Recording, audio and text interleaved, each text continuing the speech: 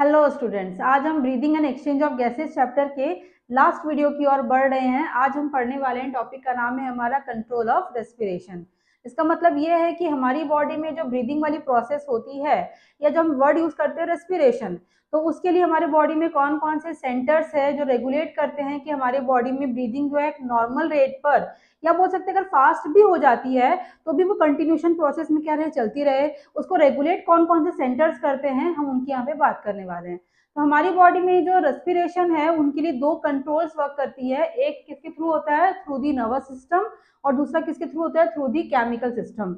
जब हम बात करते हैं कि नर्वस कंट्रोल, मतलब नाम से क्लियर है, यहाँ पे नर्वस टिश्यू इन्वॉल्व होंगी, और नर्वस टिश्यू इन्वॉल्व हो रही मतलब ऑटोमेटिक वहां पे क्या रहेंगे, कहीं ना कहीं ब्रेन के ही पार्ट्स का इन्वॉल्वमेंट होगा। तो हमारे बॉडी में नर्वस कंट्रोल के लिए तीन सेंटर्स होती है। एक होता है उसमें इंस्पिरेटरी सेंटर, एक है उसमें एक्सपिरेटरी सेंटर, एंड लास्ट जो काफी स्पेशल होता है वो कौन है, न्यूमोटैक्सिक सेंटर। तो पहले हम बात करते हैं किसमें, इंस्पिरेटरी सेंटर में। ये लोकेट कहाँ पर होता है, मेनली हमारे ब्रेन जो है वो तीन पार्ट में डिवाइड होता है। एक होता है फोर ब्रेन जो अपर में होता है, एक होता है मिड ब्रेन जो मिडिल पार्ट में होता है, और एक होता है क्या, हाइंड ब्रेन जो लोअर पार्ट में होता है। तो हाइंड ब्रेन जो होते हैं इनके भी तीन पार्ट्स होते हैं। एक होता है सेरिबेलम, एक होता है पोन्स वेरियोली, और एक क्या होता है उसमें मेडुला। जो मेन हमारा सेंटर है रेस्पिरेटरी सेंटर जिसको बोला गया है वो मेडुला और पोन्स को ही बोला गया है। तो यहाँ पर देखने मिलेगा आपको इंस्पिरेटरी सेंटर जो हम वर्ड यूज कर रहे हैं, इसका लोकेशन कहाँ पे है, ये मेडुला में ही लोकेट होता है। और इसका मेन वर्क क्या लिखा है देखिए, नॉर्मल इनहेलेशन के टाइम पे क्या करेगा, ये वर्क करता है। मीनिंग कहने का ये है, जब हम नॉर्मल 2 सेकंड में क्या दिया गया है कि हम एयर को इनहेल करते हैं उसमें कितना टाइम लगता है, 2 सेकंड। जब हम एयर को क्या करते हैं, एक्सेल करते हैं, टाइम कितना लगता है उसके लिए, 3 सेकंड। मिलाकर कितना बन गया आपका, वो 5 सेकंड। ये कब काम कर रहा है, नॉर्मल इनहेलेशन, या हम बोल सकते हैं कि नॉर्मल ब्रीदिंग के लिए वर्क कर रहा है। सेकंड क्या लिखा है देखिए उसमें, एक्सपीरेटरी सेंटर। ये भी कब वर्क करता है, लोकेशन क्या है इसका, इसका लोकेशन है मेडुला में, सेम वैसा ही है, पर इसका वर्क थोड़ा सा अलग है। इसका वर्क कब होगा, तो आप ऐसे इमेजिन करिए, मान लीजिए अभी आप रिलैक्स मोड पे हैं, आराम से बैठे हुए होंगे। तो अभी आप क्योंकि रिलैक्स मोड पर हैं तो आपकी बॉडी में जो ब्रीदिंग है वो कैसे रहा है, नॉर्मल मोड पे है। ब्रीदिंग का जो रेट है वो भी क्या है, नॉर्मल चल रहा है। तो अभी आपके बॉडी में कौन सा सेंटर वर्क कर रहा है, इंस्पिरेटरी सेंटर वर्क कर रहा है नॉर्मल ब्रीदिंग के लिए। लेकिन इमेजिन करिए, सपोज आपने चलना स्टार्ट कर दिया, आपने कुछ टाइम तक कंटिन्यू चला, वॉक किया वहां पे, तो उस टाइम पे क्या होगा, आपकी बॉडी में थोड़ा सा ब्रीथ रेट क्या होता है, फास्ट हो जाता है। जैसे ही थोड़ा सा वो फास्ट हुआ, क्योंकि वो नॉर्मल ब्रीदिंग अब नहीं है, थोड़ी सी क्या हो रही है, वो फास्टर हो रही है। तो एट दैट टाइम आपकी बॉडी में अब कौन वर्क करेगा, एक्सपीरेटरी सेंटर वर्क करेगा। इमेजिन करिए आप कोई वर्कआउट करना स्टार्ट करते हैं, तो वर्कआउट जैसे आपने स्टार्ट किया तो उसकी जो बिगिनिंग वाली स्टेज होती है जहाँ पे आप थोड़ा सा टायर्ड नहीं हुए हैं, आप बस आप थोड़ा क्या कर रहे हैं, वहां पे स्पीड ब्रीथ रेट कर रहे हैं, स्पीड अप क्या हो रहा है, आपका ब्रीथ हो रहा है। तो उस टाइम पर कौन वर्क करता है, हमारा एक्सपीरेटरी सेंटर वर्क करता है। ठीक है, लेकिन जैसे कंटिन्यू ये वर्क चलता रहा, कंटिन्यू कौन वर्क करते रहा, एक्सपीरेटरी सेंटर। आप कंटिन्यू वर्कआउट कर रहे थे और एक टाइम ऐसे आता है जिसमें आप थक जाते हैं। मान लिया आप कंटिन्यू रनिंग कर रहे थे, तो बिगिनिंग ऑफ रनिंग में कौन वर्क किया था, एक्सपीरेटरी सेंटर। अब आपने बहुत देर तक कंटिन्यू रन कर लिया, अब आप हाफने लगे हैं। जब आप हाफने लगते हैं तो उसमें क्या होती है, आपकी ब्रीदिंग की जो रेट है वो क्या होती है, फास्टर हो जाती है। लेकिन ब्रीथ रेट तो फास्टर हो गई है, लेकिन आपका जो ब्रीथ का एयर है जिसको आप इनहेल कर रहे हैं वो पूरा का पूरा लंग्स में नहीं आता है। मतलब क्या करते हैं आप वहां पे, शैलोअर ब्रीदिंग करते हैं। शैलोअर ब्रीदिंग के लिए कौन वर्क करता है वहां पे, न्यूमोटैक्सिक सेंटर। देखिए थोड़ा सा फाइन डिफरेंस है यहाँ पर। जैसे हम बात करें किसमें, इंस्पिरेटरी सेंटर, मान लीजिए लंग्स है हमारा, ये नॉर्मल अपना वर्क कर रहा है ब्रीदिंग के लिए, तो ये क्या बन गया हमारा, इंस्पिरेटरी सेंटर। सेकंड कौन था, एक्सपिरेटरी सेंटर। हमने थोड़ा सा काम करना वहां पे स्टार्ट किया है, तो क्या हो रही है आपकी, वो डीप ब्रीथ हो रही है पर थोड़ी फास्टर मोड पे हो रही है, तो उसको हम क्या बोल रहे हैं, आपका एक्सपिरेटरी सेंटर। यहाँ पे क्या हो रही है, लंग्स पूरा का पूरा इनहेल भी कर रहा है और पूरा एक्सहेल भी प्रॉपर कर रहा है, पूरा इनहेल कर रहा है प्रॉपरली, पूरा एक्सहेल कर रहा है। लेकिन जब हम किसकी बात करते हैं, न्यूमोटैक्सिक सेंटर में, तो ब्रीदिंग रेट जो है बहुत फास्ट हो जाती है, बहुत फास्टर होती है, बट साथ में क्या होता है, ये शैलोअर भी होता है। मतलब आपके लंग्स में पूरा का पूरा प्रॉपर एयर ना ही इनहेल हो पा रहा है ना ही वो एक्सहेल हो रहा है, बट रेट क्या हो चुकी है बहुत, वहां पे वो फास्टर हो चुकी है।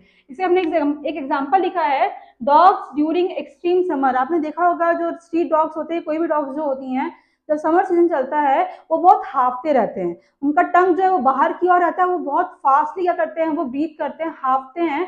हाफना मतलब हम किसकी बात कर रहे हैं, शैलोअर ब्रीदिंग की बात कर रहे हैं। तो एट दैट टाइम उनके बॉडी में भी कौन वर्क करता है, न्यूमोटैक्सिक सेंटर वर्क करता है।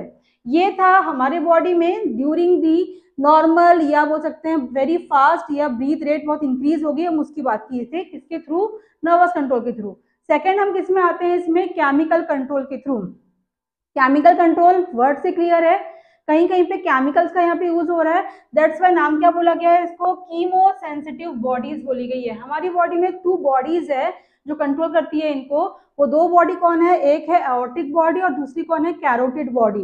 ये दोनों बॉडीज कहाँ लोकेट होती है, जो हमारे सेंसरी नर्व फाइबर्स होती हैं। जो हमारे नर्व फाइबर्स होते हैं 3 टाइप के होते हैं, एक होता है सेंसरी, एक होता है मोटर और एक होता है मिक्स्ड। तो जो सेंसरी नर्व फाइबर्स होती है उनमें कौन मिलता है आपको देखने के लिए, एओर्टिक एंड कैरोटिड बॉडीज। क्या वर्क करती है नर्व फाइबर्स, नाम से क्लियर है, सेंसरी नर्व फाइबर्स। तो सेंस ऑर्गन से कनेक्ट होती है जो नर्व फाइबर, उनको हम क्या बोलते हैं, सेंसरी नर्व फाइबर। अब ये वर्क क्या कर रही है, सेंस ऑर्गन से जो इन्फॉर्मेशन उसको रिसीव करना है और कहाँ पास करना है उसको, ब्रेन में। तो वन साइड से रिसीविंग करना है, उनको पास करना है, उस पैसेज को ही हम क्या बोलते हैं, सेंसरी नर्व फाइबर्स, वहां पे ये लोकेट होती है।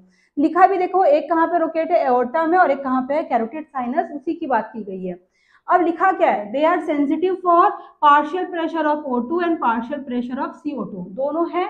लेकिन अगर यहाँ पे कंपैरिजन की बात की जाए तो हमारा जो PO2 है, इनके लिए ये दोनों बॉडी क्या होती है, लेस सेंसिटिव होती है, क्योंकि हमारे बॉडी में मेजर रोल कौन प्ले करेगा, यहाँ पे CO2। मेजर रोल का मतलब क्या हो रहा है, अगर हमारी बॉडी में CO2 का लेवल अगर हाई हो गया, हमने स्टार्टिंग में पढ़ा था एरोबिक और एनारोबिक रेस्पिरेशन में, हमने वहां पे देखा था कि अगर हमारी बॉडी में O2 का लेवल डाउन हो गया, CO2 का लेवल हाई हो गया, तो बॉडी में क्या डिपॉजिट होती है, मसल्स में क्या डिपॉजिट हो जाती है, लैक्टिक एसिड। और जहां लैक्टिक एसिड मसल्स में डिपॉजिट हो गई तो मसल का जो कॉन्ट्रैक्शन है, वर्किंग मैकेनिज्म, वो क्या होती है, स्लो हो जाती है।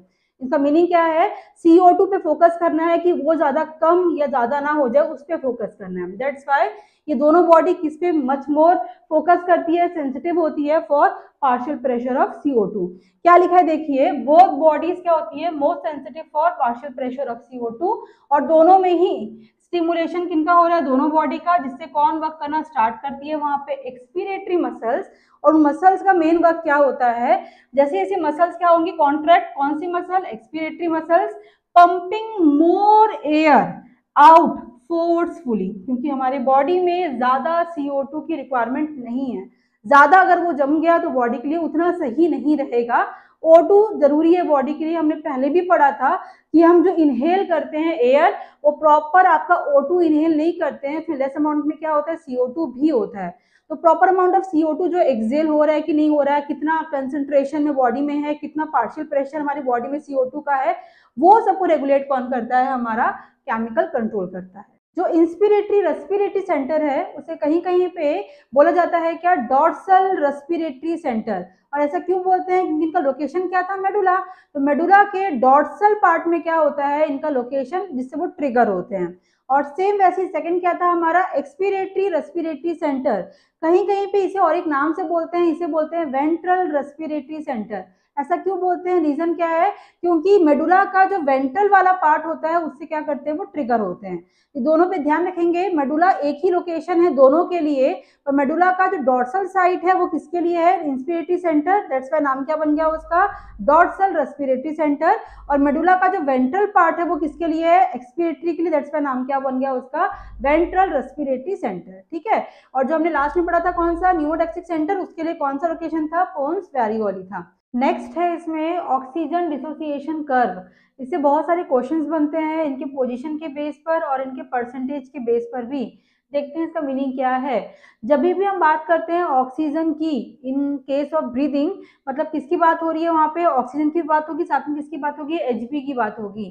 जैसे हमने अभी पढ़ लिया था कि हमारी बॉडी में जो ट्रांसपोर्टेशन या जो ट्रांसपोर्ट होता है O2 का, किस फॉर्म में होता है, in form of oxy haemoglobin. मतलब जहाँ पर ऑक्सीजन की बात भी होगी और Hb की बात होगी, जब इन दोनों का हम को रिलेशनशिप देखते हैं तो उसी को हम क्या बोलते हैं, ऑक्सीजन डिसोसिएशन कर्व। जैसे आपको दिख रहा होगा यहाँ पे हमने लेबलिंग कर दी है, यहाँ पे किसकी बात की गई है, एक है पार्शियल प्रेशर ऑफ O2, मतलब O2 का किससे रिलेशन देख रहे हैं हम यहाँ पे, Hb का सैचुरेशन, कितना Hb डिजोल्व होता है for partial pressure of O2। तो इन दोनों की हम बात करने वाले हैं यहाँ पे कि ग्राफ का मूवमेंट कहाँ पे होता है। नॉर्मली जो ग्राफ होता है कैसे होता है, वो सिग्मॉइड शेप का होता है, मतलब एस शेप का होता है, ये एस शेप का होता है ये।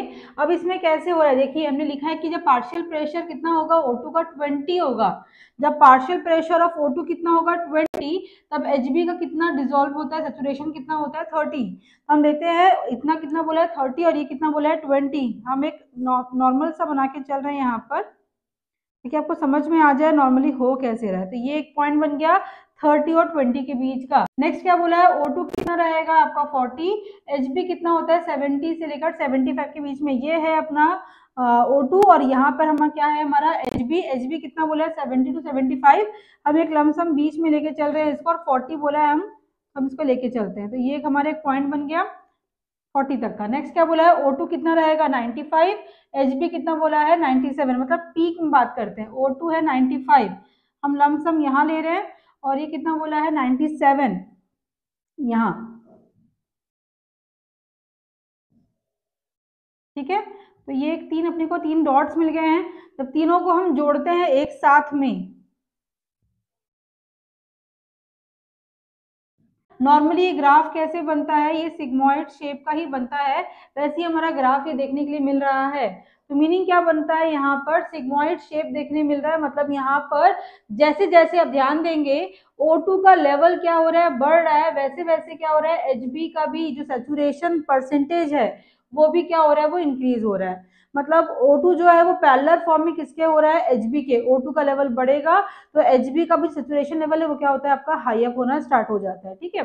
नेक्स्ट बात करें, हमें फैक्टर अफेक्टिंग की बात करें कि इस कर्व में कौन से फैक्टर्स है जो अफेक्ट शो करेंगे। फर्स्ट होता है उसमें क्या, CO2, बिकॉज हमने किसकी बात की, यहाँ पे O2 की बात की है, तो पार्शियल प्रेशर ऑफ CO2 का भी इनमें कोई ना कोई इन्फ्लुएंस होता है। तो मीनिंग क्या हो रहा है, जब CO2 का पार्शियल प्रेशर क्या होता है, इंक्रीज हो जाएगा, जब CO2 इंक्रीज होगा तो ऑब्वियस सी बात है O2 क्या हो जाएगा, डाउन। क्या बोला मैंने, CO2 अगर इंक्रीज होता है तो O2 क्या होगा, डाउन, और अगर O2 डाउन होता है तो ऑटोमेटिक कौन डाउन होगा, Hb भी क्या होगा, वहां पे सैचुरेशन लेवल पे क्या होगा, वो भी डाउन हो जाएगा। इस इफेक्ट को हम क्या बोलते हैं, बोहर्स इफेक्ट, ये बहुत बार एग्जाम में आता है बोहर्स इफेक्ट। दूसरा फैक्टर क्या बोला है यहाँ पर, टेम्परेचर। टेम्परेचर भी अगर राइज अप होता है, बढ़ता है वहां पे, तो हमारा जो ग्राफ है वो कैसा होता है, राइट साइड मूव करना स्टार्ट होता है। और ये भी एग्जाम में आता है कि बोहर्स इफेक्ट में जो ग्राफ होती है उसका जो ऊपर बेंडिंग है, जो कर्व है वो कहाँ की ओर झुका होता है, वो कहाँ की ओर झुका होता है, राइट साइड की ओर ही झुका होता है। राइट से मतलब यहाँ की बात कर रहे हैं, डाउन साइड में बात कर रहे हैं। और वैसे किसी बात करें, हम पीएच में भी बात करें, पीएच में किसकी बात हो रही है, एसिडिक पीएच की बात हो रही है, तो वहां पर भी ग्राफ कैसा होगा, राइट साइड पे। तो अब ध्यान ये रखेंगे कि ये तीन फैक्टर्स की वजह से जो एस शेप का क्या बनता है, कर्व बनता है, वो कहाँ की ओर बेंड होना स्टार्ट करता है, झुकना कहाँ की ओर स्टार्ट कर देता है, वो राइट साइड की ओर। ये वाला क्वेश्चन बहुत ज्यादा एग्जाम में आता है, क्या, बोहर्स इफेक्ट। वैसे ही और एक इफेक्ट है, नाम क्या है उसका, हेल्डेंस इफेक्ट। हेल्डेंस इफेक्ट जो है ये स्ट्रेट बात करता है, CO2 रिलीजिंग की बात करता है। हेल्डन इफेक्ट में जो मेन है वो क्या है, ऑक्सी हीमोग्लोबिन का यहाँ पे भी यूज होगा। जो ऑक्सी हीमोग्लोबिन है, क्या लिखा है हमने, स्ट्रॉन्ग एसिड, मतलब ये क्या रिलीज करता है, प्रोटॉन, जिसको हम क्या बोल सकते हैं, एस्ट्रासाइन बोल सकते हैं। तो मीनिंग क्या हो रहा है, O2 किससे रिएक्ट किया, Hb से, क्या फॉर्म हो गया, ऑक्सी हीमोग्लोबिन, दैट्स व्हाई क्या रिलीज हो गया वहां पे, प्रोटॉन। अब ये जो प्रोटॉन है ये किससे रिएक्ट करेगा, अभी हम पढ़ के आए थे बाइकार्बोनेट आयन से, दोनों रिएक्ट करेंगे तो क्या फॉर्म होगा, H2CO3, जिसको हम क्या बोलते हैं, कार्बोनिक एसिड बोलते हैं।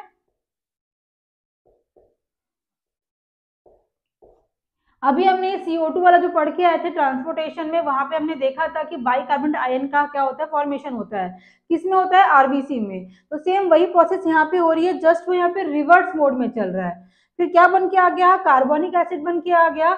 ये कार्बोनिक एसिड का क्या होगा, फिर से अब ब्रेक डाउन होगा in presence of carbonic anhydrase enzyme के प्रेजेंस में, और जिससे क्या रिलीज होती है, CO2 का रिलीजिंग। मतलब जहां पर केवल CO2 की बात की जाएगी, CO2 के पार्शियल प्रेशर की बात की जाएगी, और CO2 के प्रेशर की वजह से ग्राफ में क्या क्या इफेक्ट होगा, क्या उनके बेंडिंग होगा, कैसे उनका कर्वेचर होगा, इन सब बातों को एक साथ में क्या बोलते हैं वहां पे हेल्डेन्स इफेक्ट बोलते हैं। लेकिन जहां पर केवल O2 और Hb की बात की जाएगी उन सारे ग्राफ को हम क्या बोलते हैं वहां पे O2 डिसोसिएशन कर्व। और जहां पर ये ग्राफ क्या होगा राइट साइड की ओर बेंड करना स्टार्ट कर रहा है, फैक्टर्स क्या होंगे, 3 फैक्टर्स हो सकते हैं, फिर मेन क्या होता है आपका बोहर इफेक्ट भी होता है, ये ध्यान रखेंगे। तो नेक्स्ट है हमारा टॉपिक रेस्पिरेटरी डिसऑर्डर। ऐसे कौन कौन से डिसऑर्डर्स है जो किससे रिलेट होते हैं, रेस्पिरेशन से रिलेटेड होती हैं। फर्स्ट क्या है उसमें, इन्फेक्शियस रेस्पिरेटरी डिसऑर्डर। क्या क्या होते हैं उसमें, एग्जांपल्स क्या क्या हैं, tuberculosis, influenza, pertussis, pneumonia, diphtheria, coryza, commonly क्या बोलते हैं इसको कॉमन कोल्ड, एंड लास्ट में क्या है सार्स, SARS, इसका फुल फॉर्म होता है सीवियर अक्यूट रेस्पिरेटरी सिंड्रोम। ये सारे कौन किसके अंडर में आते हैं, इन्फेक्शियस रेस्पिरेटरी डिसऑर्डर के अंदर में आते हैं। सेकंड क्या देखने मिल रहा है, सभी को मालूम है कॉमनली लंग्स कैंसर जो होता है वो भी किसके अंडर में आएगा, रेस्पिरेशन के डिजीज के अंदर में ही आएगा। नेक्स्ट क्या लिखा है, obstructive respiratory disorder, allergies, bronchitis, asthma, emphysema. Second क्या लिखा है, ऑक्यूपेशनल डिसऑर्डर, उसमें क्या लिखा है, सिलिकोसिस, एस्बेस्टोसिस। इन दोनों डिसऑर्डर्स को अभी हम डिटेल में पढ़ने वाले हैं। इसके ऊपर में जो 2 दिख रहा है आपको, इनको अभी हम नहीं पढ़ेंगे। रीजन क्या है, चैप्टर है ह्यूमन हेल्थ एंड डिजीज, वहां पे अपने को इन सबको डिटेल में फिर से पढ़ना है। दैट्स वाई मैं इन टॉपिक्स को वहां के लिए रख रही हूँ, वहां पे डिटेल में पढ़ाऊंगी, लेकिन इन टॉपिक्स को भी अभी क्या करूँ मैं यहाँ पे डिटेल में आपको साथ में डिस्कस कर ले रहे हैं। पहला हम इसमें स्टार्ट करेंगे कौन सा, आपका ब्रोंकाइटिस। ब्रोंकाइटिस क्या है, क्यों होता है, क्या सिम्टम है। देखिए नाम में लिखा है क्या, ब्रोंकाई, मतलब इसमें डैमेज क्या होगा, डिस्ट्रक्शन कहाँ पे शो होगा, ब्रोंकाई में। हमने पहले ही पढ़ लिया था कि जो ब्रोंकाई होते हैं उनके 3 कैटेगरी होती है, एक है प्राइमरी ब्रोंकाई, फिर है सेकेंडरी ब्रोंकाई, फिर क्या होती है टर्शरी ब्रोंकाई। तो ये जो मान लेते हैं ब्रोंकाई है, इन ब्रोंकाई में इनके वॉल्स में क्या मिलती है, बहुत सारे सेल्स मिलती है, गॉबलेट सेल्स, ग्लैंड्स मिलती है, म्यूकस ग्लैंड। तो ये जो ग्लैंड्स है, सेल्स है, इनका वर्क क्या होता है, म्यूकस का डिस्चार्ज करना। लेकिन अगर इनमें ब्रोंकाइटिस हो जाता है तो हेवीली क्या होता है, म्यूकस का वहां पे डिस्चार्ज होता है। तो अगर हम बात करें कि ब्रोंकाइटिस होता क्यों है, कारण क्या है, कॉजल रीजन क्या है उसके, तो फर्स्ट रीजन है वायरल इन्फेक्शन, सेकेंड रीजन है इसमें बैक्टीरियल इन्फेक्शन, थर्ड रीजन है इसमें इनहेल पॉल्यूटेंट्स, मेनली कौन सा pollutant, carbon monoxide, and last होता है इसमें वो है आपका सिगरेट स्मोकिंग की वजह से क्या हो सकता है, ब्रोंकाइटिस हो सकता है। अब बात करें इनके सिम्टम्स की बात करें, क्योंकि अभी हमने पढ़ लिया इनमें क्या मिलती है, गॉबलेट सेल्स मिलती है, म्यूकस सेल्स मिलती है, जो क्या डिस्चार्ज करते हैं, म्यूकस का डिस्चार्ज करते हैं। तो अगर ये हेवीली म्यूकस का डिस्चार्ज करेंगे तो ऑब्वियसली वो जो ट्रैक है उससे क्या होगा, प्रॉपर एयर का ठीक से पासिंग नहीं हो पाएगा। तो फर्स्ट पॉइंट क्या होता है इनके सिम्टम में, इन्फ्लामेशन देखने मिलती है किसमें, ब्रोंकाई में। इन्फ्लामेशन का मतलब होता है सूजन जलन, सिंपल शब्दों में। सेकेंड पॉइंट क्या हो रहा है उसमें, हेवीली क्या होता है, म्यूकस का डिस्चार्ज होता है। थर्ड पॉइंट क्या हो रहा है, क्योंकि इतना म्यूकस का डिस्चार्ज हो रहा है तो कंटिन्यू क्या होगी, उनको कफिंग होनी स्टार्ट हो जाती है। एंड फोर्थ सिम्टम क्या है, जो कफिंग से जो रिलीज होता है स्पूटम, जिसको हम थूक बोलते हैं, वो कैसा होता है, थिक ग्रीनिश येलोइश दिखना आपको स्टार्ट हो जाता है। ये किसका है, आपका ब्रोंकाइटिस का सिम्टम था। सेकंड हम किस में आते हैं, अस्थमा में। अस्थमा को ब्रोंकियोलर अस्थमा भी बोलते हैं, नाम में क्लियर है, ब्रोंकियोलर मतलब यहाँ पे कौन डैमेज होगा, ब्रोंकियोल्स डैमेज होंगे। ब्रोंकाई के बाद कौन सा ट्रैक स्टार्ट होता है, ब्रोंकियोल्स का ट्रैक स्टार्ट होता है। तो इसमें डैमेज कौन होता है, ब्रोंकियोल्स। इनमें भी क्या होगा, फर्स्ट पॉइंट जो डैमेज की बात करें तो किसी टाइप का कोई फॉरेन एंटीजन है कि एंट्री हो गई है बहुत अंदर तक, लंग्स तक पहुंच चुका है वो, जिससे क्या हो रही है, वहां पे एलर्जी कॉज होना स्टार्ट हो गया है। और एलर्जी का भी सिम्टम क्या होता है, इन्फ्लामेशन, मतलब पर्टिकुलर एरिया में क्या होगी, सूजन और जलन होनी स्टार्ट हो जाती है। सेकेंड, क्योंकि वहां पर भी क्या हो रही है, एलर्जी हो रही है, तो उसमें क्या होगा, म्यूकस का डिस्चार्ज होना वहां पे स्टार्ट हो जाएगा, उनको भी क्या होगी, कफिंग होगी। और सेकेंड थिंग, उनको ब्रीद करने में क्या होती है, प्रॉब्लम। अस्थमा का मेन सिम्टम यही होता है कि इनको ब्रीदिंग में बहुत प्रॉब्लम होती है, और ब्रीदिंग में भी जब वो क्या करते हैं, एक्सेल करते हैं, उनमें क्या होती है, उनको बहुत प्रॉब्लम आनी स्टार्ट होती है। इनका ट्रीटमेंट क्या है, बेसिकली वो जो पेशेंट्स होते हैं वो कुछ ड्रग्स यूज कर सकते हैं लाइक ब्रोंको डायलेटर ड्रग्स, ताकि क्या क्या करे, वो ब्रोंकियल्स को डायलेट करे ताकि वो फैल जाए ट्यूब वहां पे। जितना वो फैलेगा उतना स्पेस बढ़ेगा, मतलब प्रॉपर्ली क्या होगी, वहां पे एयर का पासिंग स्टार्ट हो जाएगा। अब इनहेलर्स, वो भी सेम वही काम करता है, क्योंकि इनहेलर्स में क्या भरा होता है, ब्रोंकोडायलेटर ड्रग्स ही भरे होते हैं। ठीक है, इसके बाद हम किसमें आते हैं, एम्फीसीमा डिसऑर्डर उन पर्सन्स में ज्यादा देखने के लिए मिलती है जो प्रॉपर चेन स्मोकर्स होते हैं, और सेकेंड थिंग अदरवाइज वो बहुत ज्यादा ऐसे एरिया में रहते हैं जहाँ पे क्या है, बहुत ज्यादा पॉल्यूटेंट्स देखने के लिए मिलती है। आप सभी जानते हैं कि आजकल हम ऐसी जगह पे रह रहे हैं, ऐसी सिटीज हमारी हो चुकी है जहाँ पर रेंज जो है एयर क्वालिटी का बहुत ही खराब हो चुका है। तो उन सब कंडीशंस में जो हमारी लंग्स टिश्यूज होती है वो डैमेज होना स्टार्ट हो जाती है। जब लंग्स टिश्यूज हमारी डैमेज हो रही है, यहाँ पे लंग्स टिश्यूज का मतलब किसको रिलेट कर रहा है, एल्वियोलाई की बात की जा रही है। हमने पढ़ा था कि एल्वियोलर डक्ट और उसके एंड में क्या मिलती है, एल्वियोलाई। तो जब एल्वियोलाई या एल्वियोलर सैक जब डैमेज हो जाता है, उस कंडीशन को हम क्या बोलते हैं, एम्फीसीमा। इसमें होता क्या है, जो एल्वियोलाई होती है इसने अपनी इलास्टिसिटी को पूरा खो चुका रहता है यहाँ पे। मतलब जैसे हम एयर को इनहेल करते हैं तो क्या करता है, ये आपका फूलता है, एयर एक्सेल हुआ अगेन श्रिंक हो गया, फिर एयर इनहेल हुआ अगेन फूल गया, एयर एक्सेल हुआ अगेन क्या हुआ, श्रिंक हुआ। तो कंटिन्यू ऐसा वर्क करता है। लेकिन जब उसमें कंडीशन किसकी आती है, एम्फीसीमा की आती है, तो एयर इनहेल हुआ, ये क्या हो गया, फैल गया, एयर जब एक्सेल आउट भी हो गया तो भी ऐसी का वैसा ही रहेगा, ये क्या होगा, पूरा का पूरा श्रिंक नहीं होगा। मतलब मीनिंग कहने क्या है, यहाँ पे जो एल्वियोलाई की टिश्यू टोटली क्या हो चुकी रहती है, डैमेज हो चुकी रहती है। तो इसमें जो पेशेंट होता है उनको ब्रीथ को या बोल सकते हैं एयर को एक्सेल करने में क्या होती है, बहुत प्रॉब्लम होती है। उनको कंटिन्यू कफिंग होते रहती है, उनको ब्रीथलेसनेस फील होती है, उनको ब्रीथ नहीं आती है प्रॉपरली। तो ये बहुत प्रॉपर या बहुत वर्स्ट कंडीशन है ब्रीदिंग के लिए, या फिर हम रेस्पिरेटरी डिसऑर्डर्स की अगर बात करें। और सेकंड चीज, अगर कोई पर्सन कंटिन्यू बहुत टाइम से बहुत स्मोकिंग भी कर रहा है तो वो उसकी भी लंग्स की टिश्यूज क्या करेगी, आगे में डैमेज होंगी, और क्या लीड होगा, वहां पे भी जाके एम्फीसीमा कंडीशन लीड हो जाएंगी। नेक्स्ट है ऑक्यूपेशनल डिसऑर्डर, इसको हम बोल सकते हैं इंडस्ट्रियल डिसऑर्डर भी बोल सकते हैं। मीनिंग कहने का ये हो रहा है कि पर्टिकुलर जो डिसऑर्डर्स होती हैं ये पर्टिकुलर किसी एक इंडस्ट्री में काम करने के बाद ही होती है। जैसे क्या लिखा गया उसमें, सिलिकोसिस, और दूसरा क्या लिखा है, एस्बेस्टोसिस।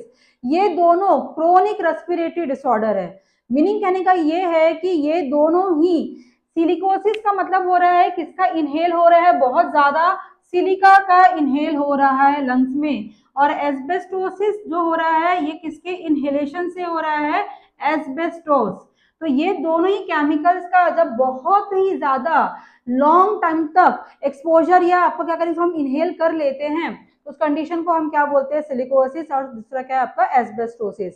इन दोनों कंडीशन में ही क्या होती है, जो चेस्ट है उसमें पेन होना स्टार्ट हो जाता है, बहुत ज्यादा कफिंग होनी स्टार्ट हो जाती है, ब्रीथ प्रॉपरली नहीं हो पाती है, ब्रीथलेसनेस फील होती है वहां पर, और कहीं ना कहीं ये आगे जाकर लंग्स कैंसर को लीड करते हैं।